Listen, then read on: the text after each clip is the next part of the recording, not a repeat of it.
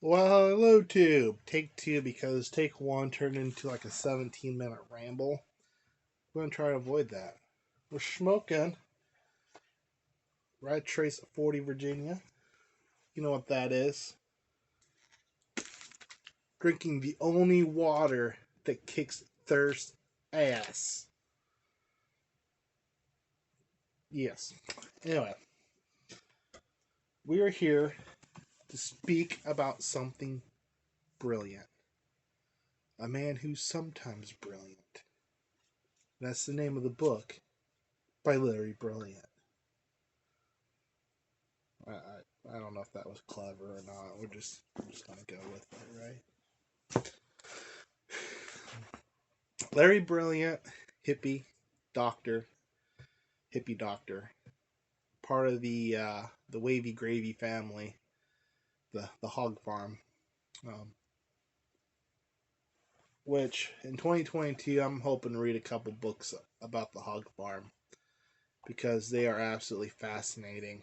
They were they were the security at Woodstock, right?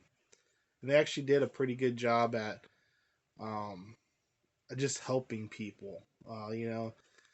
This small town in the middle of nowhere gets overran by 100,000 hippies, and um, the town actually did a really good job at feeding these people and make sure they had water, medical attention, and things like that. Right, which uh, that's a awesome story in all its own, right?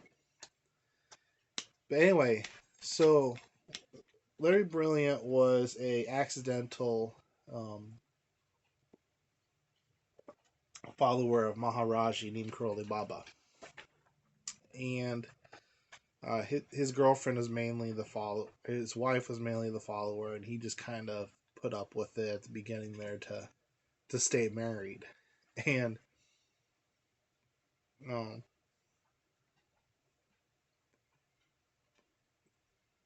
and then over time, he becomes a devotee and all that stuff, right? And the entire time, Maharaji's like, uh, "You're a doctor," and he's like, "Yep." He goes, "Good. You're going to cure smallpox." And Larry's like, "Yeah, yeah, and you're going to perform some miracles for me, right?" And Maharaji performed his miracles, and he became a doctor that cured smallpox. But the longer story of that is, he he didn't really believe it, but Maharaji says it. If he is saying, you know, you are going to do something, it's going to happen, right? And so many times he'd go to WHO's office and try to get a job. Um, he's a doctor in the U.S. Doesn't mean jack anything for when it comes to WHO. That's a pretty prestigious organization, right? And on top of it, you have to go through background checks. And let's just say, CIA doesn't really like hippies all that much, but somehow it all ends up working out. He gets like a small role as like a office worker or whatever, and over time gets a lot more influence and is part of the team that eradicates um, smallpox from India. Super fascinating. There's a lot of struggles. You know, India's such a huge melting pot of religions and ideologies, and some parts of it might as well be walking back to the Stone Age, right? And trying to get all these people to one narc on their neighbors, essentially, because these people they'd get smallpox, and they still had to do things like work so they could eat and feed their families and stuff. There wasn't just oh well, you can take a week off of work, right? Um, and on the other hand, on the other side of it, you have the government who wanted to keep everything hush hush. They didn't want any to report any outbreaks in their in their districts or whatever. So just trying to get it to the point where it made it possible for people to report these illnesses and not have to worry about retaliation and or how they're going to get a meal or things like that. It's just absolutely fascinating.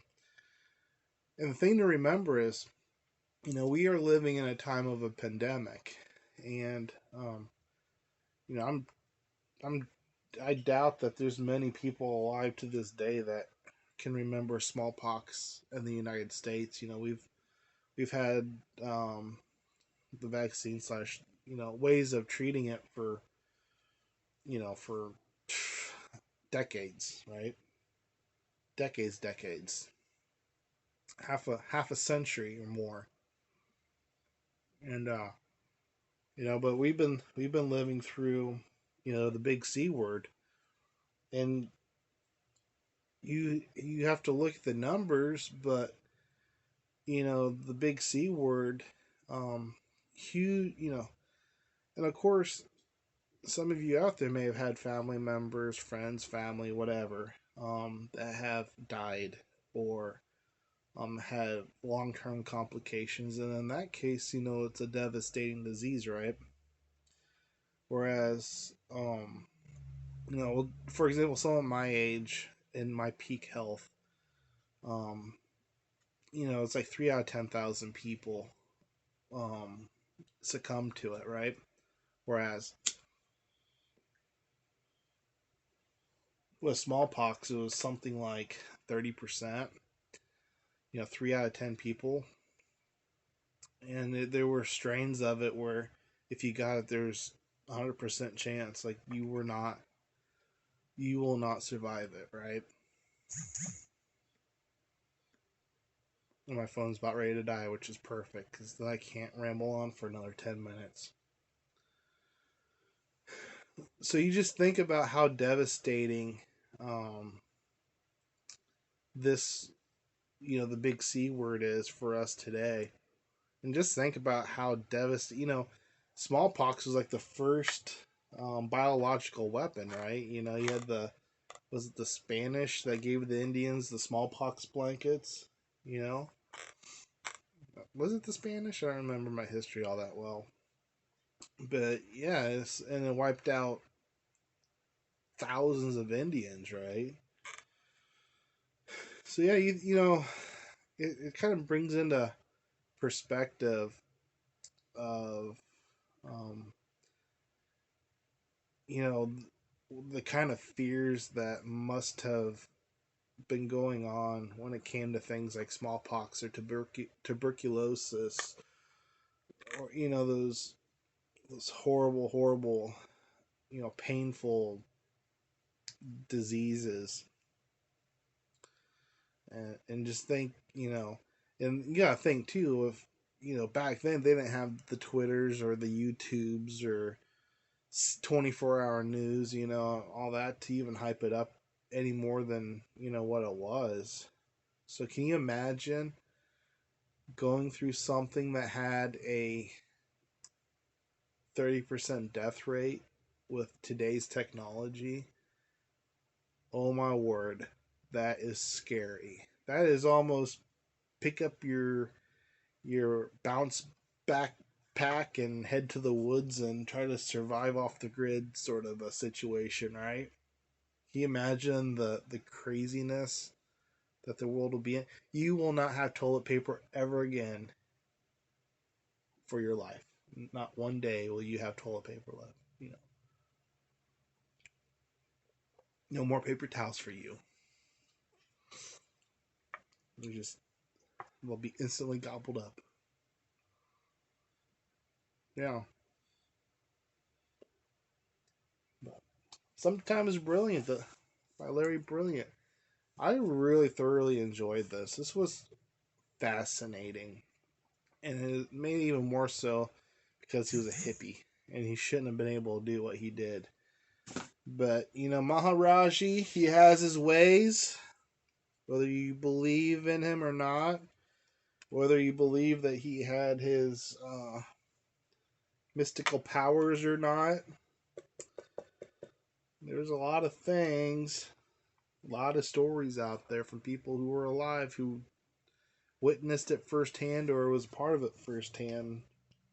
Still to this day, Krishna Das, Raghu Marcus, up till a couple years ago, Ram Das, Bhagavan Das. I think he's still alive.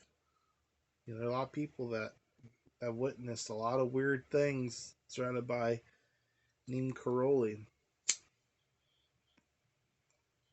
Absolutely fascinating. So, that's it for this one, peeps. Cheers.